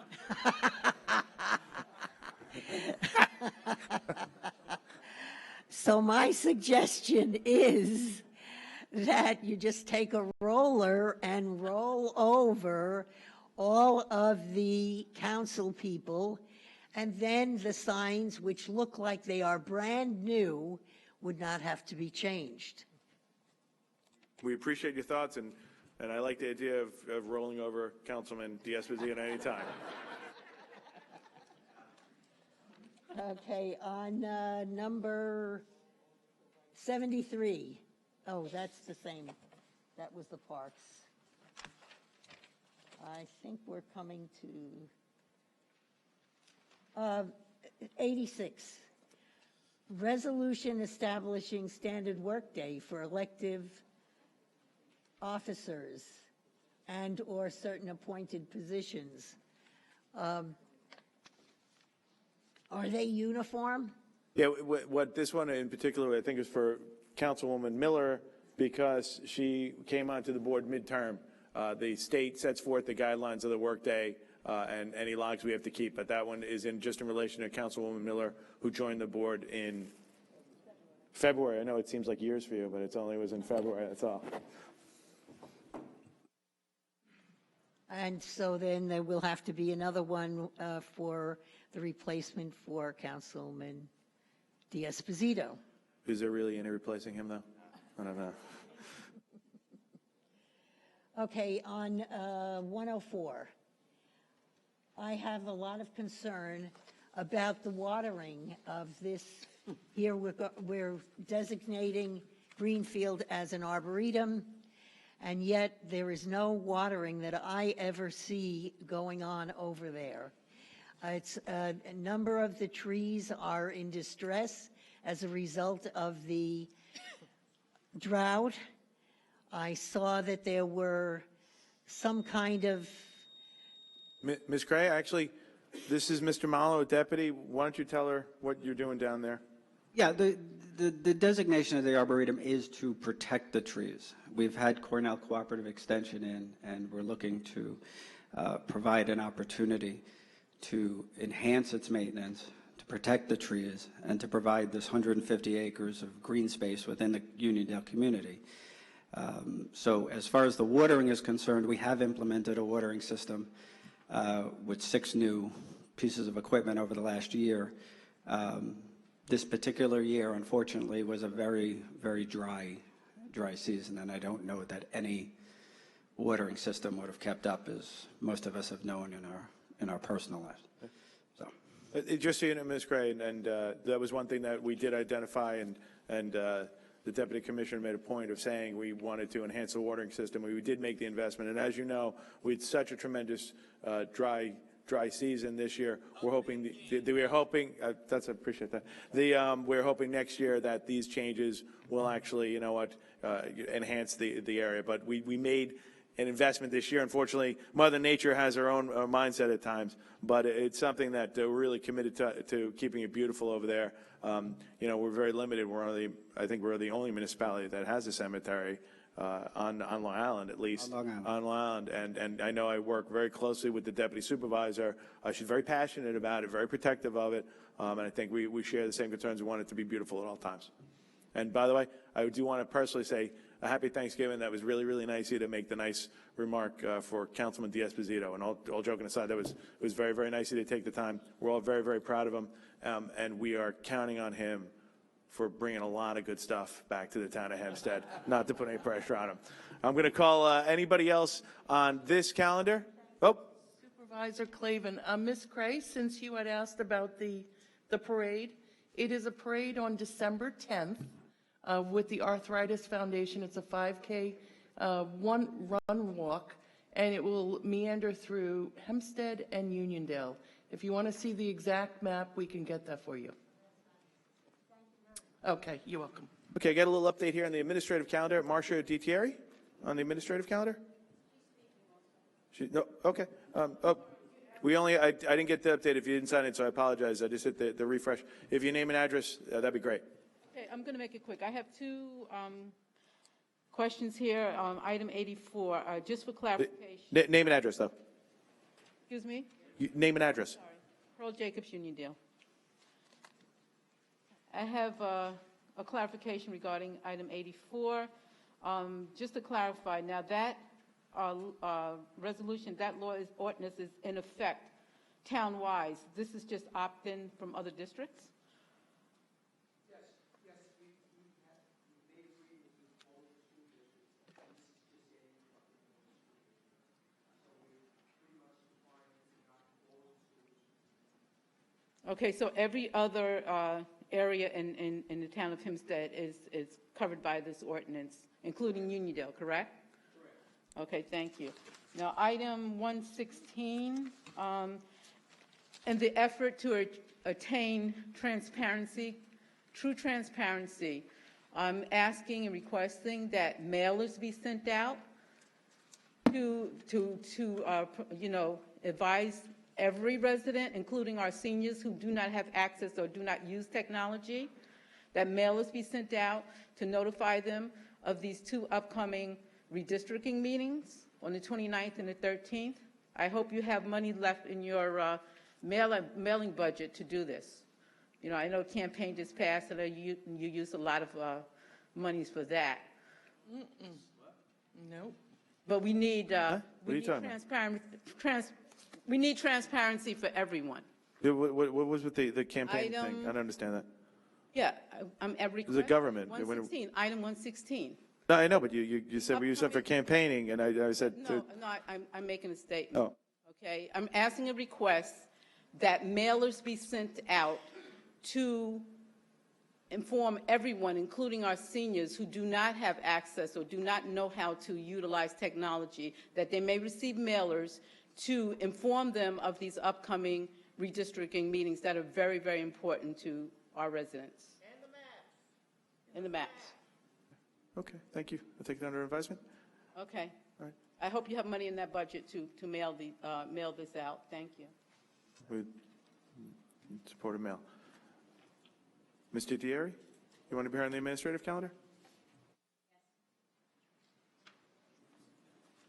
Hey, if you give name and address, please. Marcia DiTieri, Merrick, New York. Item number 80, bond resolution authorizing financing reconstruction of our or additions to physical public betterment to improve the Town of Hempstead Animal Shelter, $70,000. I was just wondering what that $70,000 is going towards, hopefully the animals.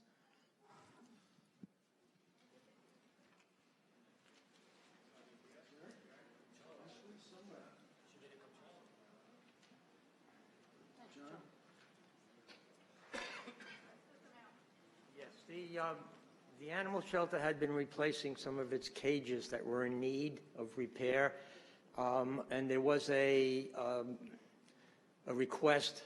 There were a number of cages that hadn't been upgraded, and it was a serious need. So we decided to do it quickly, put it into the bond resolution, so that they can go out and create, new cages for the animals. Yep, I know the cages are expensive, and there are a number of them that people identified that were of concern, and John got in there so we can replace a couple of them.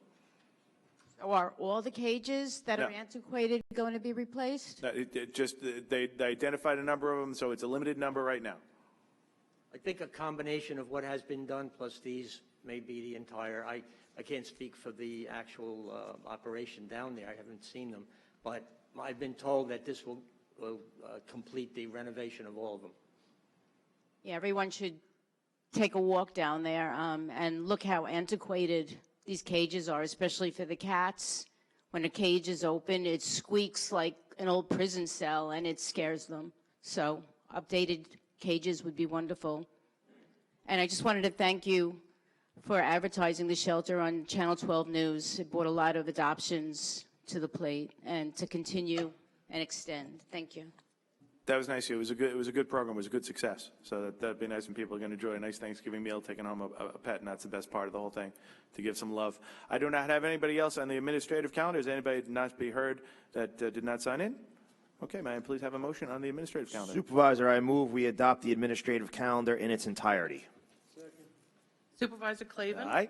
Councilman Carini? Aye. Councilman D'Esposito? Aye.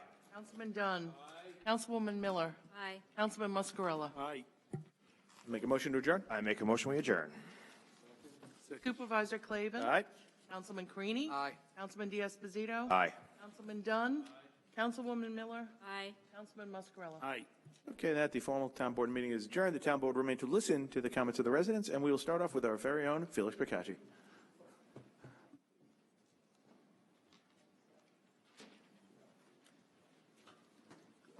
Happy Thanksgiving to you and your family. Felix Percacci, Franklin Square. On September 6th, I requested the records provided to Moody's Investment Services used to produce their credit opinion report for the town of Hempstead. On October 6th, the town's FOIL officer, Marie Jerome, indicated the town could not provide these records until October 31st because, and I quote, the majority of the reliance is on the 2020 audit. My rhetorical question is, why a presentation given on August 22nd couldn't be provided until October 31st? But on October 24th, I received the 8-page document titled Town of Hempstead Moody's Investment Services, dated August 22nd. The document refers to a reference document, which was not provided to me. On October 24th, I emailed Ms. Jerome asking her to send me the so-called reference document. On October 25th, Ms. Jerome emailed me a single page of the purported document, a page from the purported document, and it was titled Town of Hempstead 2021 Budget Unaudited Actual as of October 25th, 2022. I then asked Ms. Jerome to send me the entire document and not just one page, and indicated that the date, October 25th, was not the date of the presentation, which was August 22nd. Ms. Jerome didn't respond. I appealed the decision to Don Durham on November 4th, and I still haven't heard. It's past due. I spoke with Mr. Mastromarino before the meeting. He says he'll get it to me. I'm just saying all this because I want to put it on the record that I am asking for the records, and you should have provided it to me immediately after I requested them, since Those records were available to Moody's on August 22nd and should have been provided to me prior to the budget hearing because I might have had questions about it. I just want to reiterate that today's hearings, administrative calendar, everything was illegal by state law. The state law modified November 2021 requires that all resolutions be presented on the town's website 24 hours prior to the meeting, and that wasn't done. If you don't have everything ready, I understand that. You could put up what you have and then say, look back later and we'll get to the rest of them. But to put nothing up, I think it's disingenuous. Thank you very much. Okay, thank you, Mr. Bacacci. Next I have Shakila Kaidi, Levittown. Okay. Ms. Merida? Okay. Ms. Jacobs? Okay. Mr. Jacobs? All right. Kim Martino? Okay. Ms. Cray, did you want to go one more time? All right. Ms. Cray, why don't you go up to the front mic? Ms. Cray. Ms. Cray. You sure? Okay.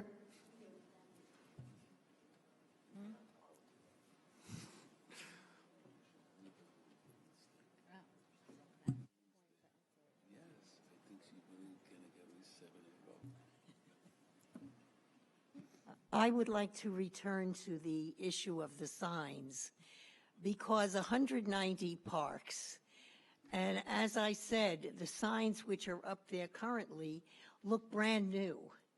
So they were done fairly recently. There is no justification for putting up 190 new signs just because we'll have a new council person. And yet, I know that is the way that you are going to go. So I'm hoping that you will have a change of heart and you will do a statesperson-like decision to find a way to avoid having to do that, because that's thousands of dollars, probably $20,000. It's absolutely not. That is not the case at all. That is not, so I don't want you to think it is thousands of dollars. It's just not the case. We do it in-house, and it's at a nominal cost, actually. In any case, there really is no reason for the names to be there. Thank you. And the redistricting, I'm hoping that we will be having a proper and well thought out redistricting situation. Thank you. Okay. Happy And Thanksgiving. Happy Thanksgiving to you, too, and thank you very much. Mr. Thierry?